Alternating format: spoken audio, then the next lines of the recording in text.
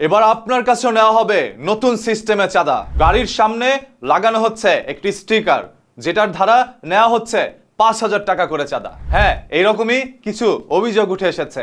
মানে কথা, যারা গরুর হাট থেকে গরু কিনবে এবং হাটের ভিতর থেকে আপনার গাড়িতে তুলবে, তাদের ঘাড় কাটার জন্য এই নতুন সিস্টেম। গাড়িওয়ালাদের কাছ থেকে ৫,০০০ টাকা, সম্ভবত একদিনের জন্য ৫,০০০ টাকা একটা স্লিপ ডেট বসায় দিছে।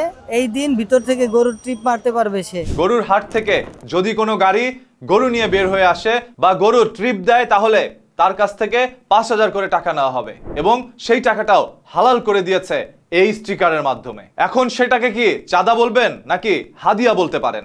এখন একজন ট্রাক বা পিকআপ চালক যদি গরুর ট্রিপ দিতে গিয়ে ৫,০০০ করে চাঁদা দিতে হয়, তাহলে ১০০টি ট্রাক থেকে কত টাকা চাঁদা নেওয়া হচ্ছে? ৫০০টি ট্রাক থেকে কত নেওয়া হচ্ছে?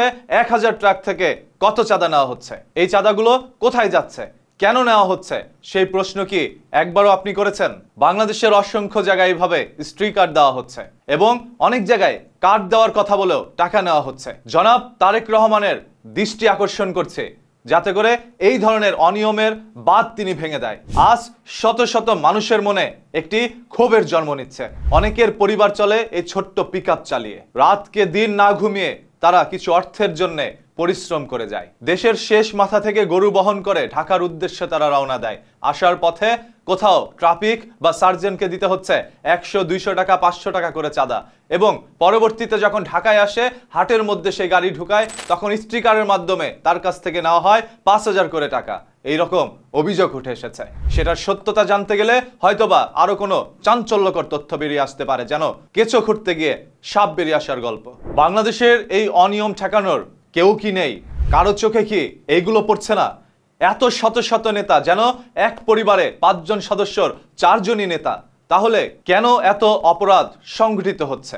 আমরা লক্ষ্য করে দেখেছি, এলাকার একজন প্রতিনিধি যে আপনার আমার অভিভাবক হতে চায়, সেই লোকটি প্রতিশ্রুতি দিচ্ছে মাদকের বিরুদ্ধে, তবে নিজেই মাদক সেবন করে এবং বিক্রির সাথেও তার রয়েছে সম্পর্ক। একজন মাদক ব্যবসায়ীকে লালন পালন করছে সেই প্রতিনিধি। আমাদের চারপাশের নেতাকর্মীরা যদি ভালো হয়, তাহলেই দেখবেন একটি ভালো রাষ্ট্র আমরা উপহার পাবো, কারণ নেতাদের মাধ্যমেই চলছে প্রশাসন। কথা ছিল আইনের হাত অনেক লম্বা এবং আইন সবার ঊর্ধ্বে, তবে সেই আইনও আজ রাজনীতির কবলে। একজন মানুষ কারো ইজ্জত হরণ করেছে, চাঁদাবাজি করেছে, তার সুপারিশ দেওয়ার জন্য একজন নেতা এসে দাঁড়ায়। এর চেয়ে লজ্জার আর কি হতে পারে? তাই আপনাদের সবাইকে বলবো, যার মাধ্যমে স্টিকার লাগানো হচ্ছে, তাকে না ধরে কার নির্দেশে সেই স্টিকার লাগাচ্ছে এবং সেই টাকা দিয়ে কি করা হচ্ছে, সেগুলো একটু তদন্ত করুন এবং তাদেরকে আইনের আওতায় আনুন। যদি সরকার এই নির্দেশ দিয়ে না থাকে যে স্টিকার লাগাবা আর টাকা নিবা, আমরা সবাই আশা করি বা প্রত্যাশা করি সরকার কখনোই বলবে না স্টিকার লাগিয়ে এইভাবে তোমরা টাকা নাও।